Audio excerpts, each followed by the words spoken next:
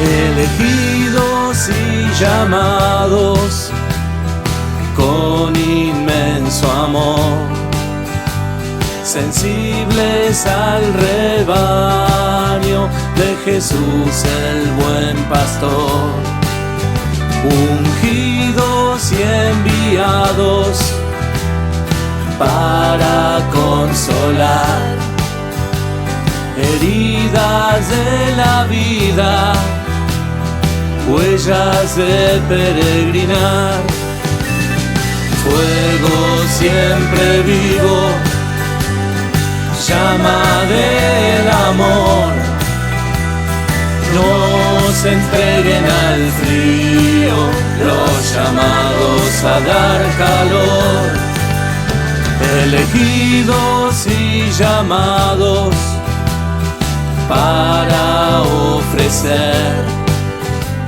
al Cristo. El episodio que comenzamos a hablar en el día de hoy está directamente relacionado con el último que vimos, aquel que presentaba a Pedro y Juan, que habían subido al templo para hacer su oración, que habían curado a un paralítico que pedía limosna en la puerta del templo, que habían pronunciado un discurso importante, haciendo de esa manera que la comunidad cristiana creciera, habían hecho un signo muy evidente, habían hablado a mucha gente, la gente estaba asombrada de lo que decían los apóstoles, pero el discurso de Pedro no concluyó, sino que fue interrumpido cuando las autoridades del templo, con las tropas del templo, irrumpieron en la multitud y llevaron prisioneros a los apóstoles, Pedro y Juan, y seguramente habrá estado con ellos también el paralítico, ya que el texto bíblico dice que no se separaba de ellos ni siquiera por un instante. Esa noche los apóstoles la pasaron en prisión porque al día siguiente el Sanedrín había planificado una reunión especial para tratar el tema de los apóstoles. Podríamos decir unas palabras. ¿Qué es esto de el Sanedrín? ¿Quiénes forman el Sanedrín? Sabemos que a partir de que Israel estaba bajo dominación romana, el derecho romano era el que estaba vigente en muchos de los asuntos de la vida pública, pero en todo aquello que tenía que ver con la religión, los judíos conservaron este tribunal que se llamaba el Sanedrín, que era el que decidía particularmente en los asuntos de la ley o en la interpretación que había que hacer de la palabra de Dios. El Sanedrín estaba compuesto por 71 miembros, presidido por el sumo sacerdote. ¿Quién era el sumo sacerdote ese año? Era Caifás, aunque Anás también vivía y era llamado de esa misma manera. Podríamos aquí también hacer un breve pantallazo histórico y descubrir quiénes gobernaban en Roma, qué era lo que sucedía en Palestina y quiénes ocupaban cargos importantes dentro del Sanedrín. Y tenemos que tomar como punto de partida el año 42 antes de Cristo. ¿Qué pasó en el año 42 antes de Cristo? Julio César fue asesinado y con su muerte terminó el período que se conoce como la República Romana, dando lugar al Imperio Romano. El primer emperador romano va a ser César Augusto, que, como decíamos, comenzó a reinar en el año 42 a.C. y lo hizo hasta que murió en el año 14 después de Cristo. Unos cuantos años estuvo César Augusto al frente de Roma. Y es importante esto también porque nos permite descubrir que Augusto era el emperador romano cuando nació Jesús.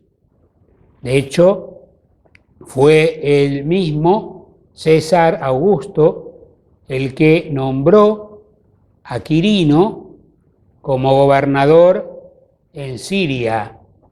Quirino fue aquel personaje que organizó un censo en Judea en tiempos del nacimiento de Jesús. Y por eso María y José se fueron de Nazaret de Galilea hacia Belén de Judea para inscribirse allí. Y como María estaba embarazada, dio a luz a su hijo mientras estaban en Belén.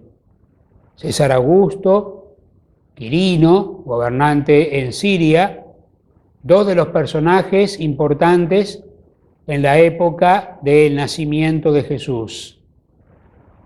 Otro fue el rey Herodes, conocido como Herodes el Grande. Era un gran constructor y era también un hombre muy sanguinario.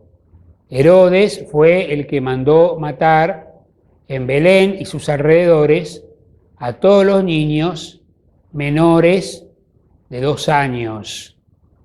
Y por eso José tomó a María y al niño y huyeron de Belén buscando refugio en Egipto y permanecieron allí hasta que murió el rey Herodes.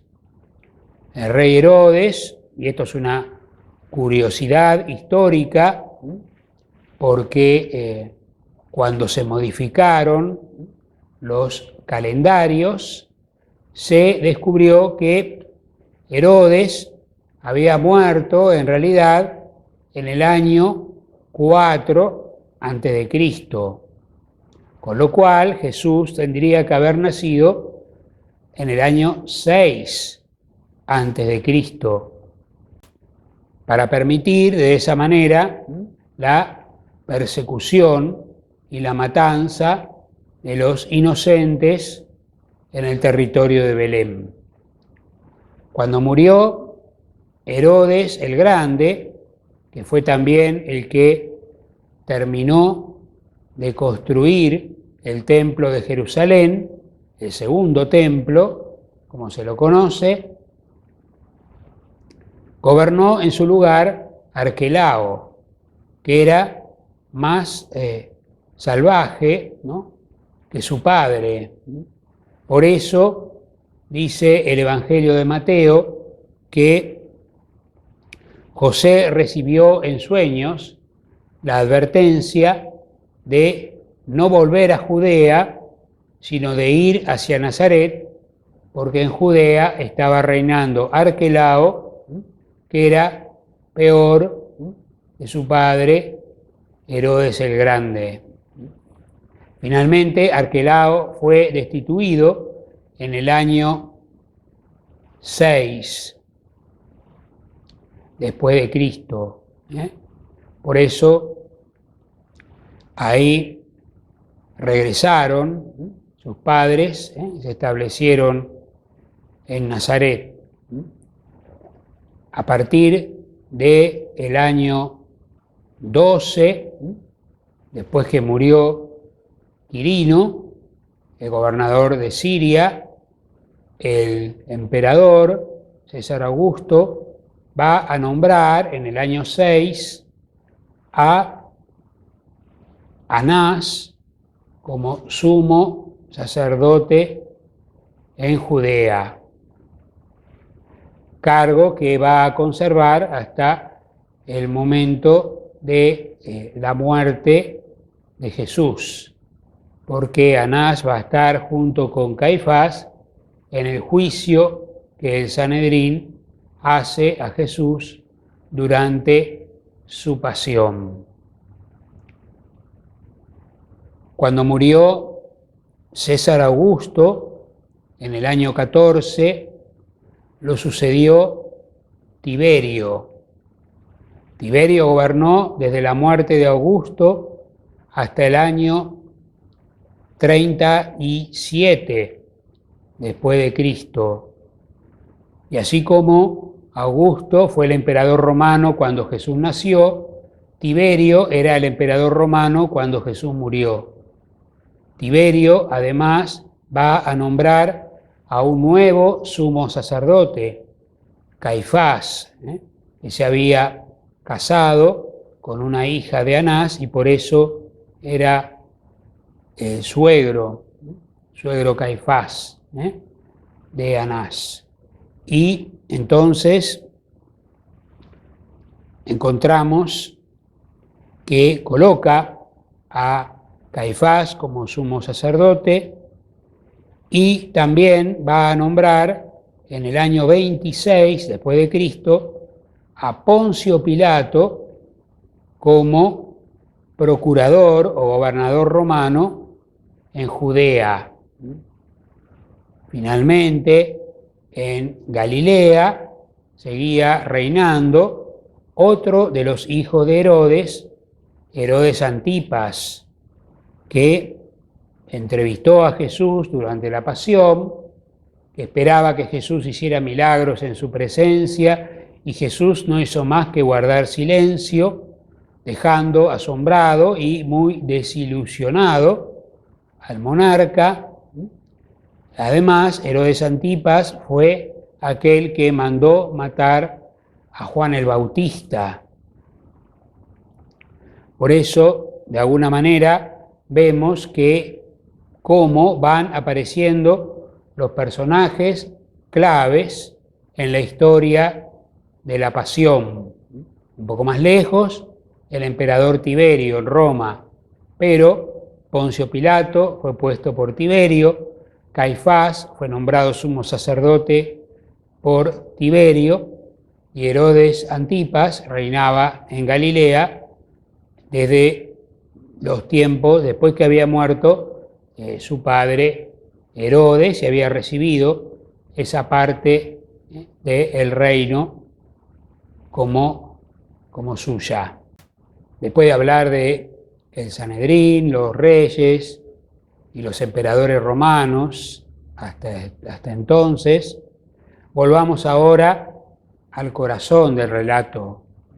Los apóstoles fueron llevados de la prisión al tribunal del Sanedrín, que los iba a escuchar y a resolver en el caso que ellos presentaban. Le dan entonces a Pedro la oportunidad de expresarse y Pedro toma la palabra.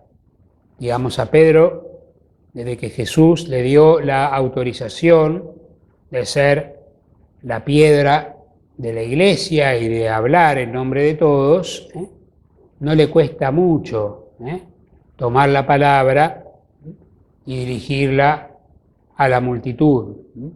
Así tenga delante al pueblo judío o a las autoridades del Sanedrín o al rey o a los monarcas. Pedro siempre va a hablar y lo va a hacer con claridad. Le preguntaron entonces a Pedro, lo autorizaron a que expusiera sus argumentos antes de que el Sanedrín deliberara qué iba a hacer con los apóstoles. ¿Y qué fue lo que dijo Pedro? Volvemos acá a uno de los elementos más importantes de los discursos de los apóstoles en los hechos en el libro de los Hechos, la proclamación del querigma o el anuncio de la resurrección de Jesús. Esto lo encontramos sobre todo a partir del capítulo 4, versículo 10. ¿Qué es lo que dice fundamentalmente Pedro en el querigma? En primer lugar, habla de Jesús de una manera muy cercana y muy familiar. A Lucas le gusta mucho este modo de referirse a Jesús como el Jesús nazareno, el Jesús de Nazaret, o a veces el nazoreo, término más hebreo, pero sabían bien todos de quién estaba hablando. Hay otros relatos de querigma que hablarán más bien de Jesús como hijo de hombre o Jesús como hijo de Dios. Acá está hablando de Jesús de Nazaret. Y además, después de presentarles a Jesús de Nazaret, acusa directamente a los miembros del Sanedrín por la muerte de Jesús. Por eso les decía, Jesús de Nazaret, a quienes ustedes hicieron morir. Y es verdad que muchos, no creo que todos, pero muchos de los miembros de ese cuerpo del Sanedrín habían sido los mismos que habían juzgado unos años antes a Jesús, empezando por el sumo sacerdote, ¿no? Por eso le carga la culpa, la responsabilidad por la muerte de Jesús a los miembros del Consejo del Sanedrín. Y luego dice Pedro, a quien ustedes mataron, Dios lo resucitó de entre los muertos.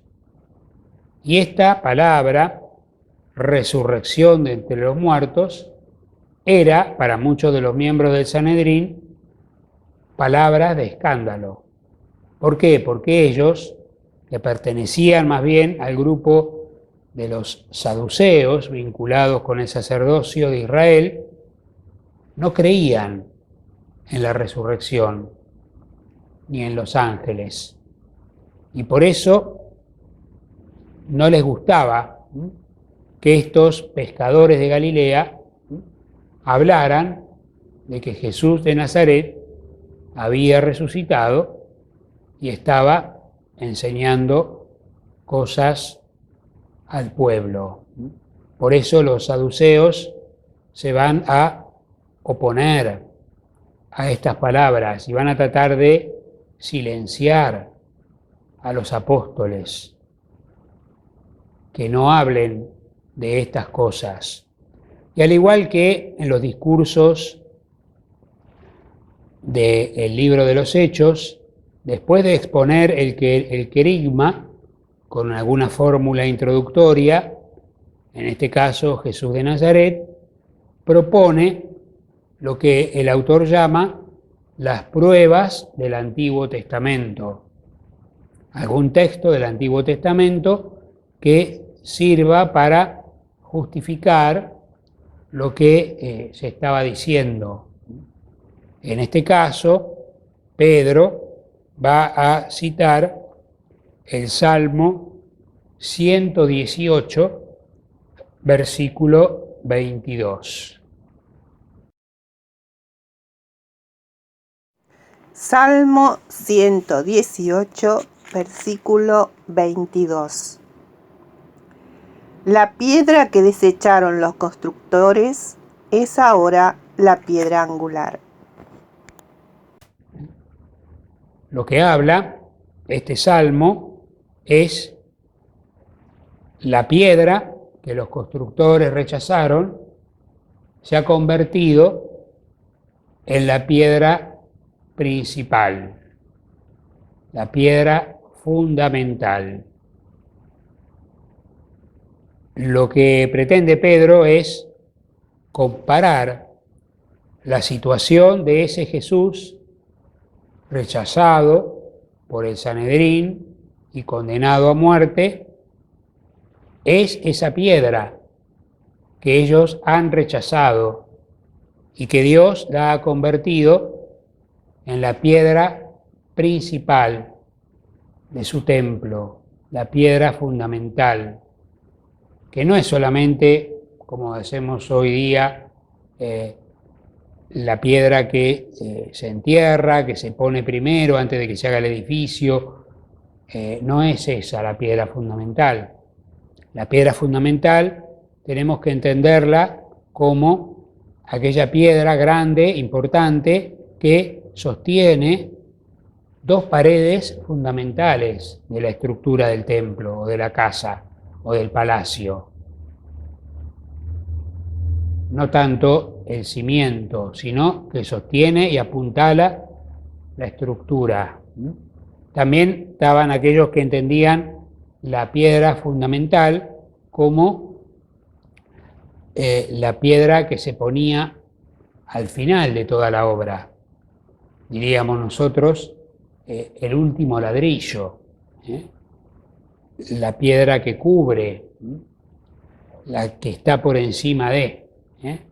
Pero bueno, en uno u otro sentido, lo que Pedro les quiere mostrar a los miembros del Sanedrín es que Jesús es la piedra que ellos han rechazado y que Dios ha colocado como piedra fundamental dentro de su templo o cuerpo, que no es otra cosa que la misma iglesia. Habíamos dicho que los apóstoles hicieron un milagro muy importante, devolviendo la posibilidad de caminar al paralítico que estaba en la puerta del templo. Mucha gente lo vio, se asombraron de su enseñanza. Los miembros de Sanedrín no podían negar lo que había pasado, pero si tomaban una resolución muy fuerte contra los apóstoles, tenían miedo a la reacción de la multitud, que se levantara, que se amotinaran, porque en defensa de lo que los apóstoles acababan de realizar. El Sanedrín entonces hizo comparecer a los apóstoles, escuchó la declaración de Pedro, el querigma, que se apoyaba en la cita del Salmo 118, y luego se tomó un instante para deliberar. Vaciaron la sala del Sanedrín y deliberaron qué había que hacer con esos hombres. Había que prohibirles enseñar, había que darles un castigo mayor, incluso algunos también llegarán a plantear en otras oportunidades como que había que terminar con los apóstoles para que esa era la única forma de que dejaran de predicar. Había que matarlos a todos. Pero bueno, todavía no llegaron a ese punto y un poco no llegaron por el temor que tenían a la reacción de la gente. Se sentaron entonces los miembros del Sanedrín a deliberar. ¿Y qué fue lo que resolvieron? Resolvieron impedir que los apóstoles siguieran predicando. Los amenazaron para que no predicaran más.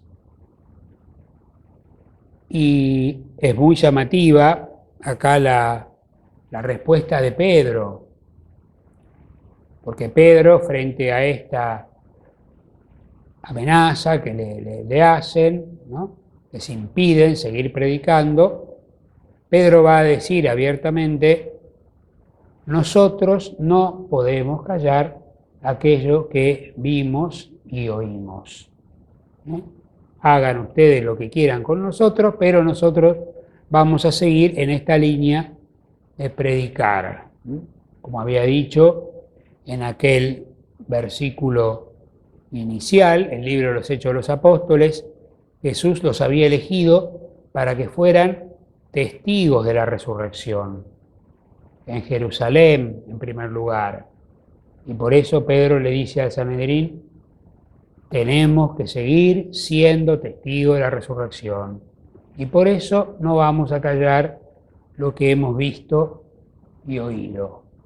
Y el Sanedrín finalmente resolvió poner en libertad a los discípulos, después de haberles pedido que dejaran de predicar, después de la respuesta de Pedro a ese insólito pedido del sumo sacerdote.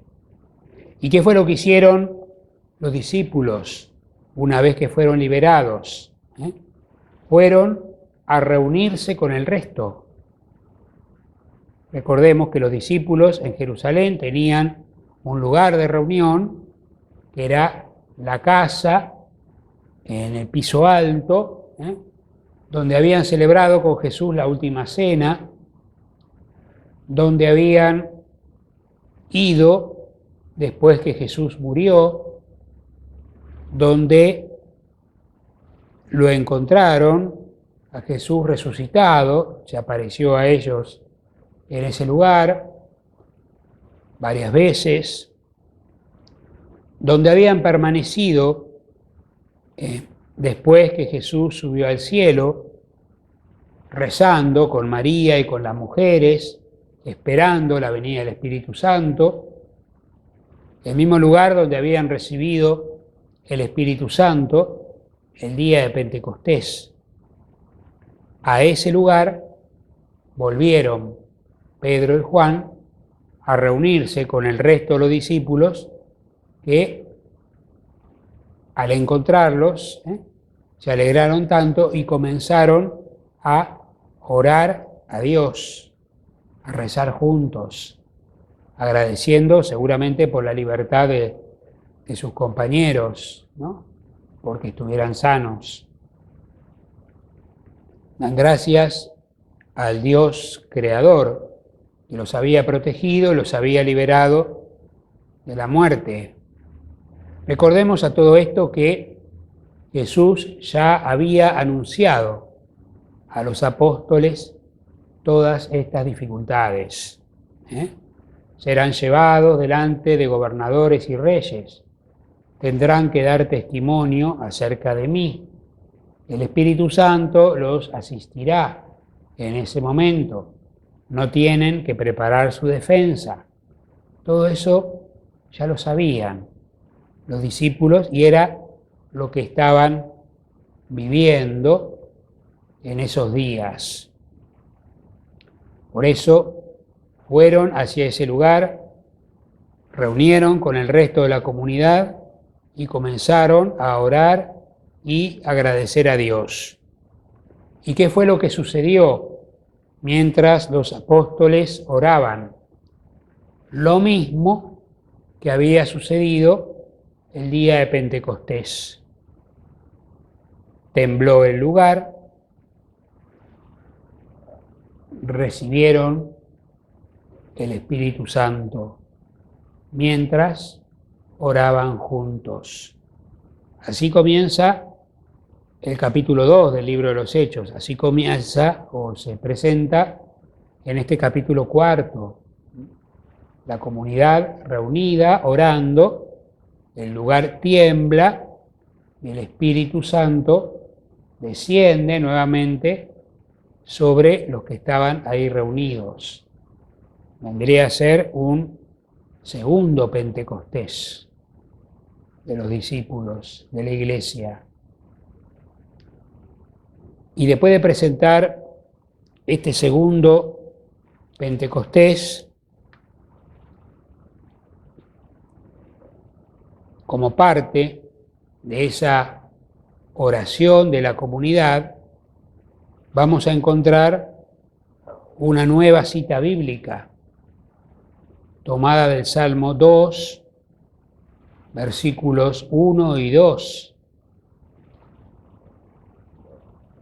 Pedro lo que estará queriendo, lo que intentará mostrar en esta oportunidad, y con este salmo en la mano, es que los reyes de la tierra se aliaron en ese día contra el ungido de Dios. ¿Y quiénes eran los reyes de la tierra? Y acá volvemos al comienzo del video de hoy. Sobre todo, el procurador romano, Poncio Pilato, y el gobernador o el rey de Galilea, Herodes Antipas, que en el momento de la pasión de Jesús, estos dos personajes que estaban enemistados terminan reconciliándose, amigándose a causa de Jesús, el Hijo del Hombre, y en contra de ese Mesías ungido y servidor de Israel. En la oración, entonces, encontramos uno de los salmos que la Iglesia utiliza para hablar, ilustrar una escena de la pasión de Jesús. Después de la oración, de recibir los que estaban reunidos el Espíritu Santo, Lucas nos narra un nuevo sumario. El sumario era un resumen de cómo vivía la comunidad cristiana. En el capítulo 2, después del discurso de Pedro de Pentecostés, teníamos la primera descripción, que era muy amplia. Decía que los discípulos compartían la comida, participaban en la fracción del pan, en la enseñanza de los apóstoles, compartían los bienes que tenían, la oración, pero en este nuevo sumario se va a centrar, a focalizar en uno solo de sus aspectos, que es la comunión de bienes. De alguna manera va a servir el tema para introducir la temática de los diáconos en la iglesia primitiva, y va a presentar este tema de la comunión de bienes, como lo hemos dicho en el video introductorio de este ciclo, una diferencia importante, porque Lucas en el Evangelio va a presentar a Jesús pidiendo a sus discípulos que renuncien a poseer bienes, que se desprendan de los bienes. En cambio, en el libro de los Hechos, lo que les dice es que compartan los bienes que tienen. No es lo mismo compartir que renunciar a los bienes. Una exigencia mayor. Y por eso va a poner incluso ejemplos de esto, un testimonio a favor de esto, como es el caso de Bernabé, y un testimonio en contra o un antitestimonio, que sería el desempeño de Ananías y Zafira. ¿Qué fue lo que hicieron ellos? ¿Por qué fueron condenados? Por no compartir los bienes que tenían. La Iglesia había recibido también por indicación del Espíritu Santo esta directiva, que los bienes tenían que ser puestos a disposición de los apóstoles para que ellos los distribuyeran entre los necesitados de la comunidad. Y acá también hay diferencia con los tiempos modernos. Hoy día estamos acostumbrados a que vamos a Cáritas y nos dan lo que necesitamos. Antiguamente no era así. La responsabilidad primera de asistir a los pobres y a las viudas era de la familia. Y si la familia no podía, lo asumía la iglesia. Eran mucho menos casos que tenían que atender. Esto venía también de una tradición judía muy antigua, ¿no? Donde el familiar rescataba a aquel que caía en deudas, ¿no? Frente a sus acreedores, ¿no? Pagaba por ellos y le devolvía la libertad. Bueno, lo mismo pasaba en este caso, ayudar en la familia a aquel miembro de la familia que está necesitando, no desentenderse de esas cosas. Por eso decíamos, este tema de la comunión de los bienes va a introducir la problemática de los diáconos de Jerusalén, porque fueron elegidos para ocuparse de la distribución de estos bienes entre las viudas de la comunidad helenista, pagana, romana o griega, solamente para eso. Y acá también el dinero, los bienes eran puestos a los pies de los apóstoles. Así lo había indicado el Espíritu Santo. Y ellos harían el discernimiento para ver si la persona necesitaba o no de la asistencia y cuánto había que darle. Pero era una decisión de la Iglesia animada por el Espíritu Santo. Por eso, cuando presenta a Bernabé, dice que Bernabé es un hombre lleno del Espíritu Santo, como lo fue Esteban también, lleno del Espíritu Santo. Y de esa manera, Bernabé, que era un levita, que había nacido en la isla de Chipre. La isla de Chipre queda aproximadamente a 80 kilómetros de Tarso y a 90 kilómetros de Antioquía de Siria. Era, como decíamos, la patria de Bernabé. Y Bernabé era un judío que vivía en Chipre y pertenecía a la familia o al clan de la tribu de Leví, vinculado con el sacerdocio hebreo, ¿no? Los levitas. Bernabé vendió un campo, puso el dinero a disposición de los apóstoles para que los apóstoles distribuyeran entre los necesitados.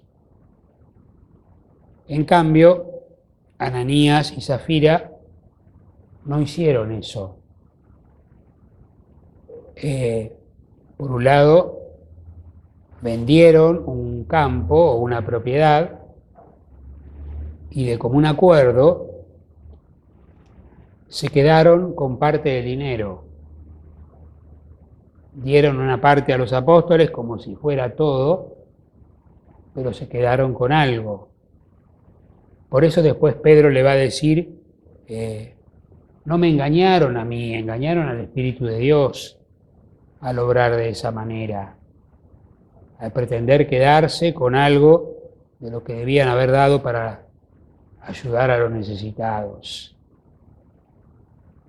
Y por eso, por haber fallado contra el Espíritu Santo, recibieron esa condena, hoy día nos parece brutal, ¿no? De haber muerto uno y otro.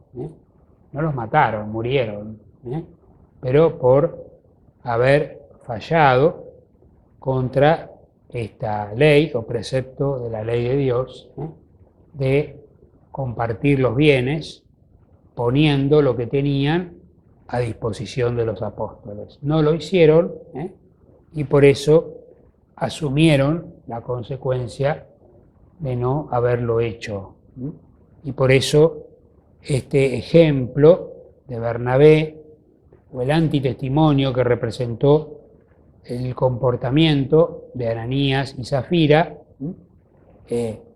Lucas los pone en este lugar para presentarle a la comunidad y que la comunidad entienda cuál es el modelo que tienen que imitar: el comportamiento de Bernabé o el comportamiento de Ananías y Zafira. ¿Cuál fue la resolución en uno y en otro caso? Por último, para cerrar este capítulo, podríamos decir unas palabras sobre Bernabé.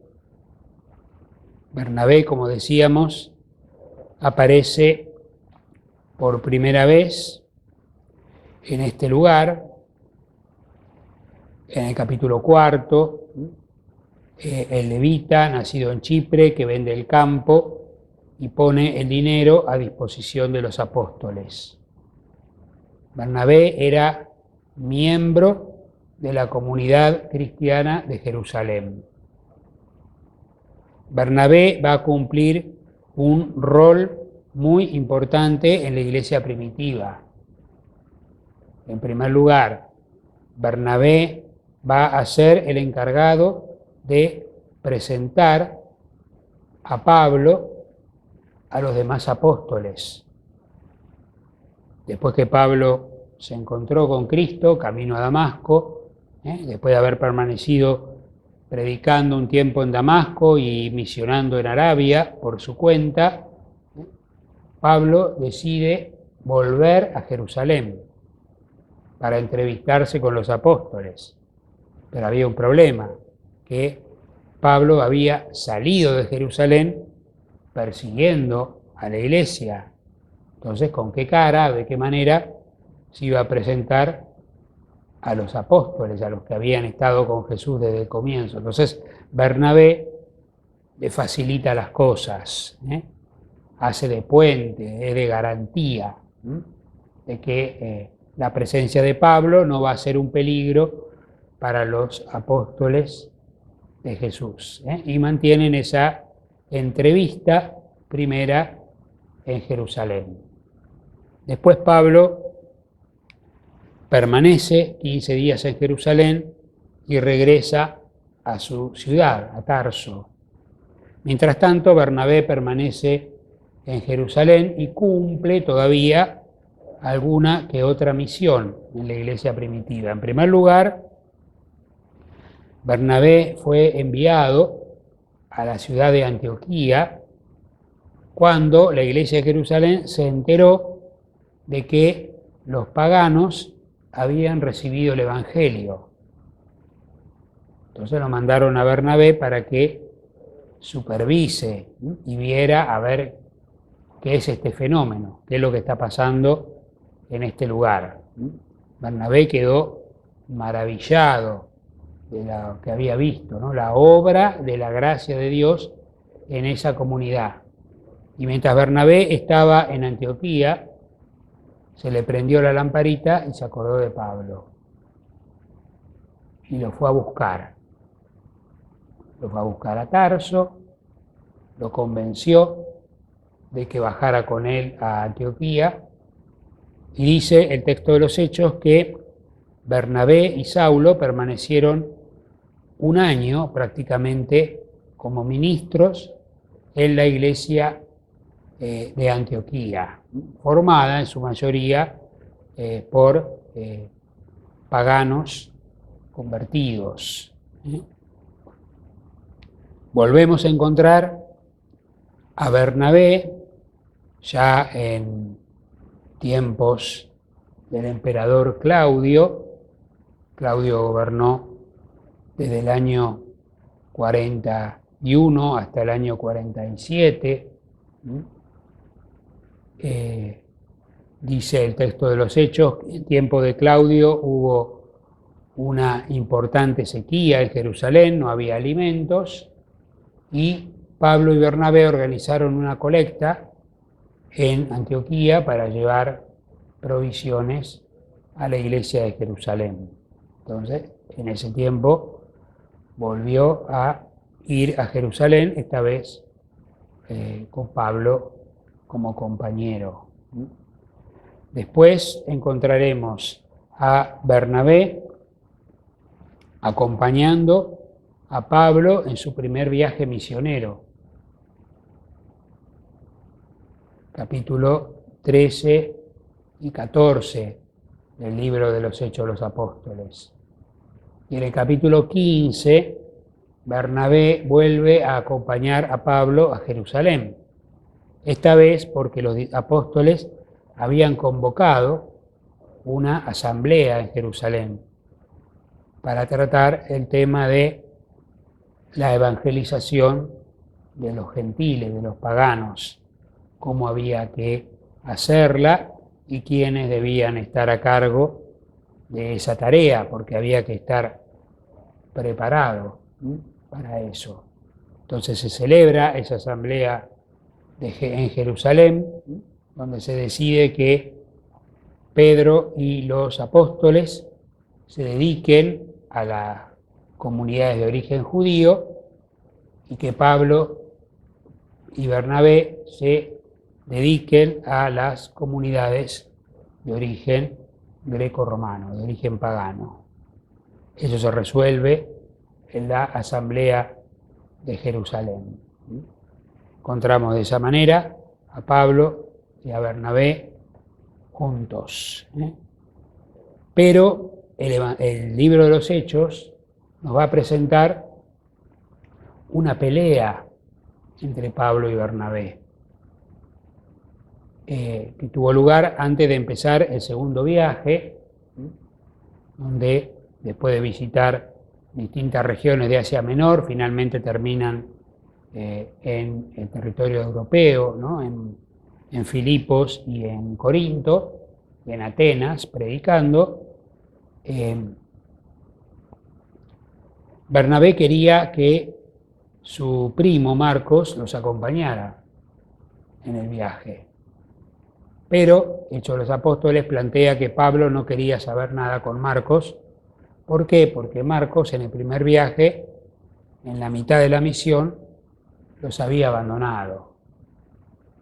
Se pegó la vuelta, no sabemos qué habrá pasado, pero no siguió adelante, entonces por eso Pablo no quería que Marcos siguiera con ellos, ¿no? Y eso llegó a tal punto que decidieron que Bernabé y Marcos fueran por un lado y que Pablo con otro compañero, en este caso Silas o Silvano, iniciaran ese segundo viaje misionero. Eso si miramos Hechos de los Apóstoles, porque si prestamos atención a las cartas de Pablo, vemos que en la primera carta a los Corintios, capítulo 9, versículo 6,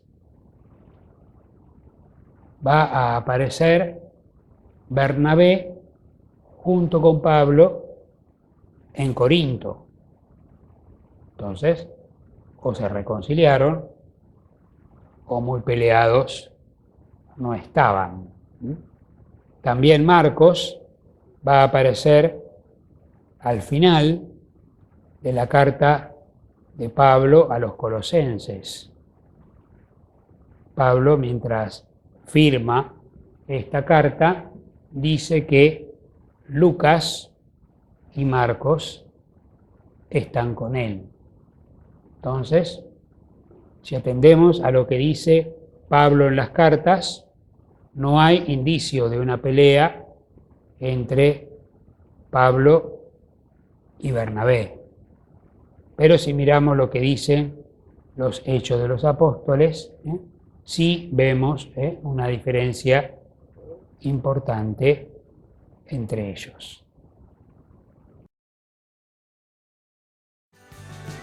Fuego siempre vivo, llama del amor, no se entreguen al frío.